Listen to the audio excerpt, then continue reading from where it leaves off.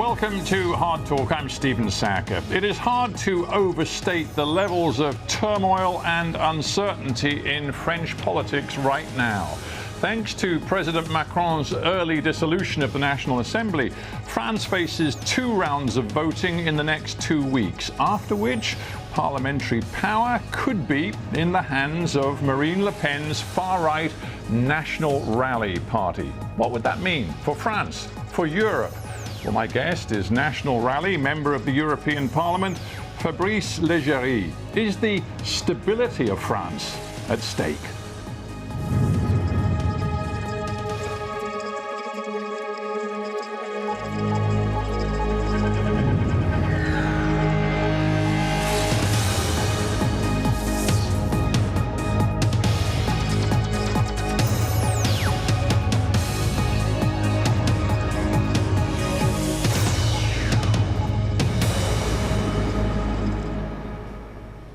Fabrice Leggeri in Paris, welcome to Hard Talk. Thank you for the invitation. It's great to have you on the show. Let's start with your own personal political choice. You were a French bureaucrat, then you went to Brussels to run an EU agency. Then you decided to enter partisan politics not very long ago, and you joined the National Rally Party. What was it about Marine Le Pen's party that attracted you? Well, in fact, as the former executive director of Frontex, the European Border and Coast Guard Agency, I realized that at some point Brussels and especially the European Commission didn't want to properly control the external borders of the European Union. So we had to face, and we still have to face, massive illegal immigration flows. And what I realized that officially my mandate, my mission was officially to create a European Corps of Border and Coast Guard with uniforms and weapons to support European member states, to support them in protecting the external borders against illegal migration, but also criminality. And the European Commissioner at that time, Madam Johansson, in charge of migration and justice and home affairs, she told me, why do you need weapons and uniforms? Migrants come for love, whether you like it or not. Well, border guards' job is to welcome migrants. Europe is an aging continent. Whether you like it or not, you have to welcome migrants. I see. So hang on. Your contention then is it that your decision to enter party politics, and now you're an MEP for Marine Le Pen's party, the National Rally, it's all about immigration and stopping immigration, illegal immigration, is it? That for you is the central point of your political career? No, it's not the central point, but let's say that this incident triggered my decision to start being a politician, because I also could realize that the European Union institutions are not democratic enough. The European Commission and European Commission bureaucrats totally ignore and bypass what real people want, what European citizens want, and many times I could see that national governments could not always stop when the Commission stopped the Commission, when the Commission was heading in direction that was not the direction that national politicians and nations wanted. Right. So let's say that this... I find your position particularly fascinating because as a former bureaucrat and an official of the EU, obviously you were wedded to the rule of law. You know, it's a clear commitment if you work inside government. But it seems to me that now, with the election looming for the National Assembly in France, your party, led by Jordan Bardella and Marine Le Pen, is committed to transgressing both the laws of France and the laws of the EU in your anti-immigration policies. No, not at all. We are not transgressing. We want to implement the law as it is. And well, let's say that my career started in the Ministry of Home Affairs in France. So my experience then in the Ministry of Defense, my experience in the Ministry of Foreign Affairs, so my experience has been based on, let's say, state powers.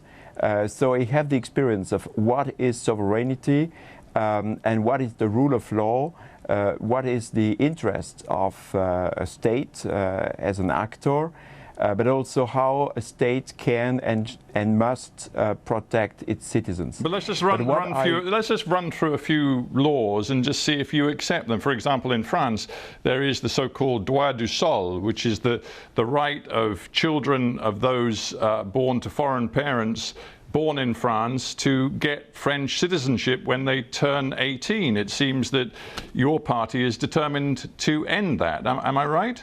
We want to change that because now it is misused by illegal migrants. We need also to amend the law, the French law, in order to avoid that illegal migrants. There are a host of legal experts who say that you'll run into problems with the French Constitution if you try to do that.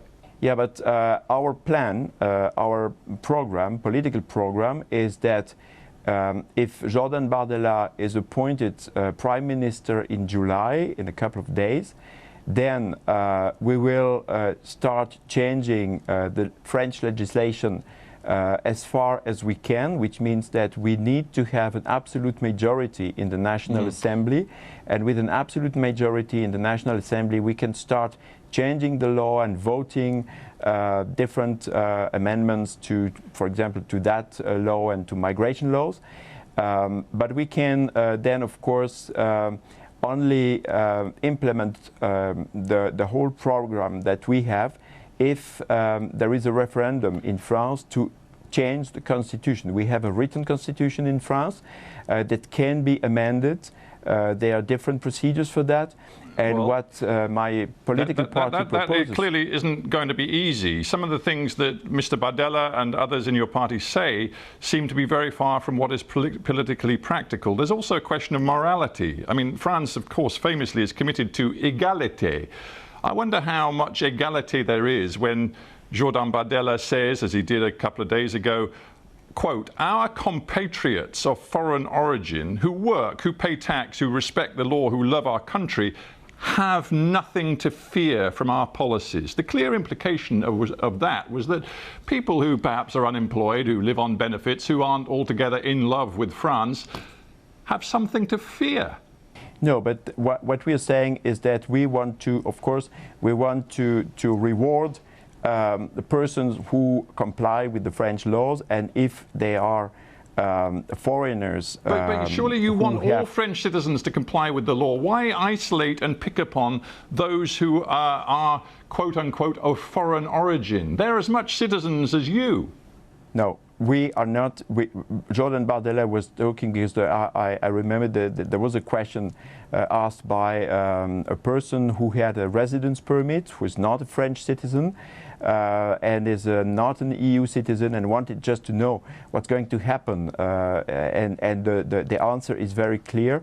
If foreign citizens have a legal stay in France, so they have the residence permit and they comply with our law, if they are not a security threat, then of course they will have the residence permit that will be extended, and they have nothing to fear, as Mr. Bardella said. It's an ominous phrase, isn't it? And I just wonder, when we go further into this question of égalité, how you think citizens of France who are of quote-unquote foreign origin are going to feel about your words on social housing and employment, where you say you are going to favour and prioritise the interests of native French people?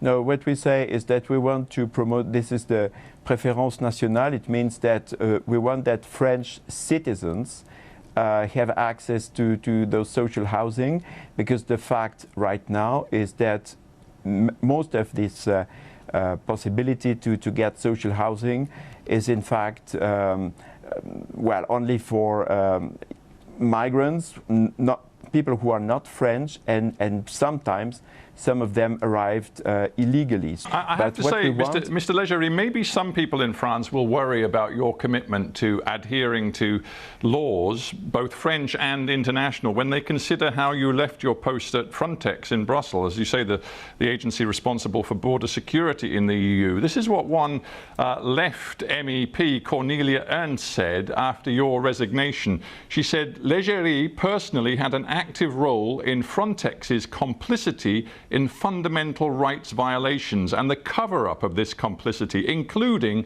lying to the European Parliament. You're still being investigated inside France, aren't you? No, this is not investigated, and this is completely wrong. And this is just kind of political bashing. This is used by the leftists against those who want to protect the borders. The facts are very simple and very easy to understand. The Commission investigation body was used for political purposes to kick me out of the agency.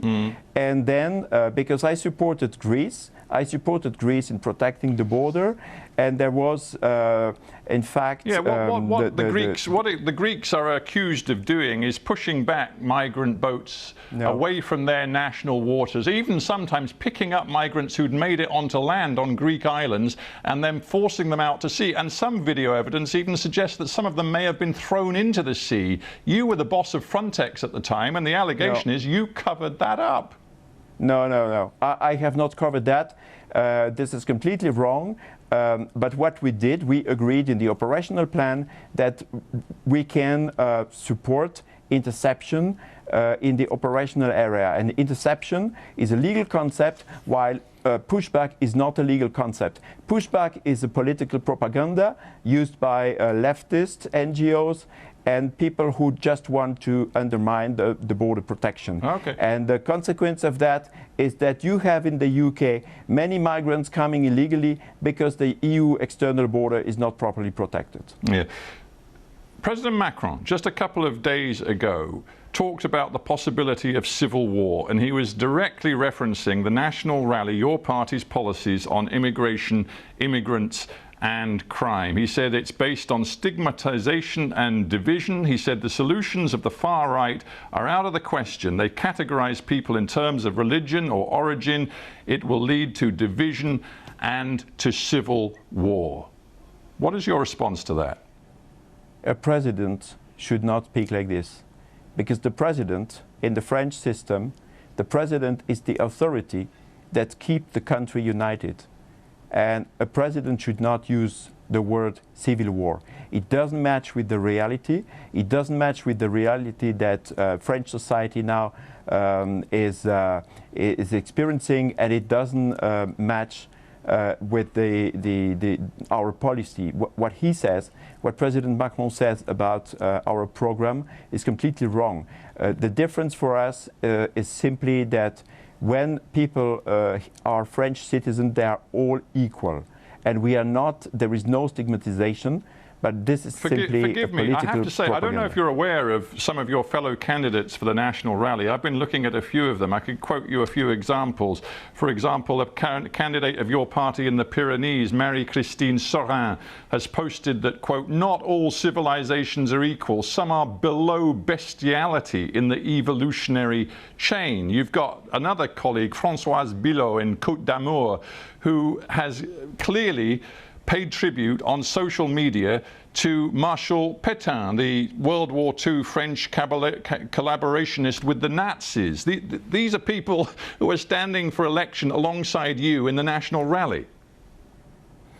Well, the candidates had to be selected very quickly because every political party was short of time to select candidates, and are you comfortable being in the same party seeking elected office at the same National Assembly with these people?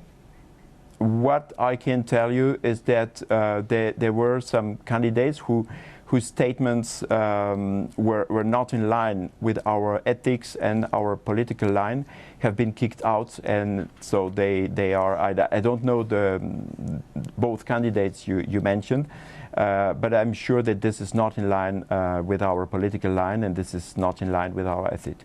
Leave aside the morality issue here. There's also a practicality issue when it comes to immigration.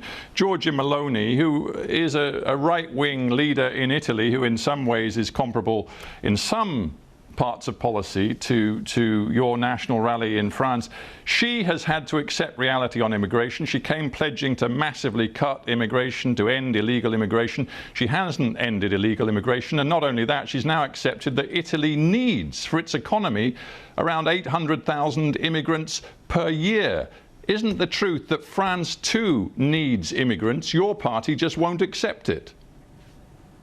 Well, first, I have to clarify that our political line is that if a European member state decides that it needs legal migration for economic reasons, every member state is free to decide on its own, and this is our political line. What we don't want that the European Commission decides on behalf of member states, and this is exactly what's going to happen. But with respect, France has just signed a migration pact alongside all the other members of the EU. That's signed and sealed. It's too late for you to stop that.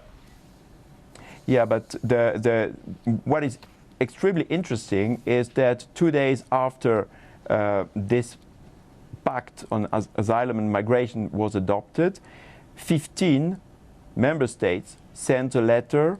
So 15 ministers sent a letter to the European Commission asking, in fact, to focus now on combating illegal migration upstream, so before migrants arrive in Europe, and especially with the proposal that the people in need of international protection, so let's say that refugees or asylum seekers should be allowed to lodge an asylum application in consulates abroad. So meaning, and this is exactly what my political party proposes, that people in need of international protection should be allowed to go to consulates of European Union member states, and there they would lodge an application. This would be much safer for them. They would not be the victims of criminals and traffickers.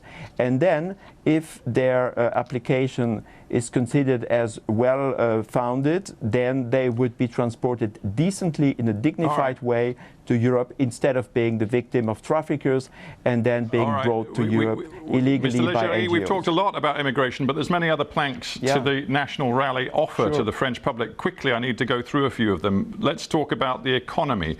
You've got all sorts of ambitious proposals to put to the French people. You say you're going to roll back Macron's change to the pension retirement age. You're going to roll it back to 62. You're going to slash VAT on fuel and energy to help French households. You're going to cut payroll taxes.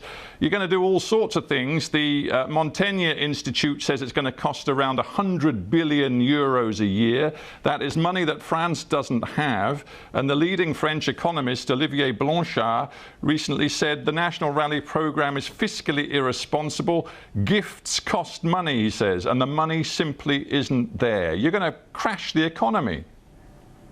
No, the current situation is the crash, but this is the legacy from President Macron. Can you imagine that France has now more than 3,000 billion euro debts, and 1/3 of that was accumulated in the recent years under President Macron. But you're going to make it worse, Mr. Leggeri, much worse. No, we are not. We are not going to make it worse because we have first, we need an assessment of the situation, because we need an audit, and we are not sure that this is all transparent, what is the real situation. So first, before starting really to revise all the policies, we want to conduct an audit, and based on that assessment, we will see what is financially possible, sustainable, and what is so not. maybe some of these promises you've made you won't keep. But that's an interesting point on economics. Let's talk international affairs before we finish. I recently spoke to Jean-Noël Barrot, the Europe minister in Macron's government, Mr. Attal's government, he said this. He said, Jordan Bardella, that is your party president, he didn't vote for sanctions against Russia. He didn't vote for resolutions denouncing the detention and assassination of Alexei Navalny. He didn't vote for the military support for Ukraine. He didn't vote for the support of Ukrainian refugees. All of this in the European Parliament. That is the record of your party leader. Are you still basically a pro-Putin, pro-Russia party? This is again political bashing by Macron's government. But we are very clear on Ukraine. We are very clear on the fact that Russia attacked Ukraine and that we in the National Rally, we want Ukraine to be able to defend itself against the Russian aggression. With respect, I've just heard Mr. Bardella say that he would not be giving Ukraine missiles, long-range rockets. Yeah, but we don't want to escalate the conflict. We want Ukraine to be able to resist and to show up in the peace conference in a very good shape, from a military perspective, so that we can then avoid escalating the war, but we can, at the international level, make sure that Ukraine arrives in good shape and can really negotiate a peace and would not be obliged to accept conditions which are not acceptable from an Ukrainian perspective. Okay. I reckon a lot of people around the world are trying to work out what a France led by a National Assembly government that is National Rally, what it would mean for Europe and for the world. Just a couple of things I've noted. One, the National Rally says it will end the idea of Franco-German cooperation at the heart of EU policy making. It seems you've no interest in working with the Scholz government in Germany. But also, when it comes to the US election in November, Mr. Bardella said recently, my heart leans towards Donald Trump. So that's the kind of France we can expect, is it? Well, first of all, France wants to remain, we want to remain members of the European Union. We want to remain in the Eurozone. We want to remain but improve the Schengen free movement area. We are members of the North Atlantic Alliance and we want to be members of the alliance. We don't want to change now the integrated command because there is a war on the Mr. Bardella has said that as soon as the Ukraine war is over, he still wants to take France out of the integrated command structure of NATO. That tells us something. This is what de Gaulle did in 1966. Then we came back. For the time being, let's see first how the situation can be solved regarding the security of Ukraine. But we will be trustful allies in NATO and in the European Union. And in a word, because we are out of time, but this is important, if you do not win an outright majority, will you work with other parties in a coalition government or not? Well, Jordan Bardella will only accept being Prime Minister if he can rely on an absolute majority in the National Assembly. We have, of course, representatives who are members of the Rassemblement National, National Rally. We have an alliance now with the Les Républicains, so this political party seems to be split. But we will rely on those members of the parliament, the French parliament. But we need an absolute majority. Otherwise, it's impossible for Jordan Bardella to really be active and to really act. And this is what we want. We know that French people want that the country is properly managed. And for that, we need an absolute majority. Mr. Leggeri, we have to end there. Thank you very much for joining me on Hard Talk from Paris. Thank you. Thank you very much.